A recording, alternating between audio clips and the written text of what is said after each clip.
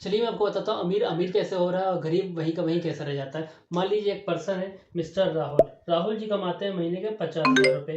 अब इस 50,000 रुपये से सबसे पहले वो निकालते हैं अपने घर का रेंट, फिर निकालते हैं अपने हाउस होल्ड के एक्सपेंस, फिर निकालते हैं वो अपनी ईएमआई, और उसके बाद निकालते हैं वो अपने मिससेलेनियस एक्सपेंसेस, जिसके बाद उनका जो टोटल खर्च होता है वो होता है 45,000 रुपीज़।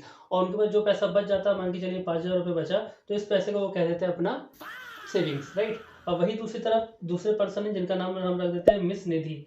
अब निधि जी का क्या करती है, निधि जी भी 50,000 रुपये कमाती है महीने का, लेकिन सबसे पहले वो खुद को पे करती है 10,000 रुपये, और इस 10,000 रुपये को वो क्या कर देती है, इन्वेस्ट कर देती हैं, और यही बन जाता है उनका एक एसेट। अब इससे होता क्या है, इससे होता ये है, मान के चलिए निधि जी ने जो इन्वेस्ट किए थे 10,000 रुपये, इस 10,000 रुपये का वो ये काम करता है एक एसेट का, और यही एसेट आगे चल के उनके लिए और ज़्यादा पैसा बन जाता है, और यही पैसा फिर उसके बाद वो उनके लिए और एसेट का काम करता है। और इसी तरह से जो अमीर है वो और अमीर होता जाता है, और जो मेन डिफरेंस आता है अमीर और डिफरेंस में, वो उनके कमाने में नहीं आता, वो डिफरेंस आता है उनके पैसा खर्च करने के तरीके में।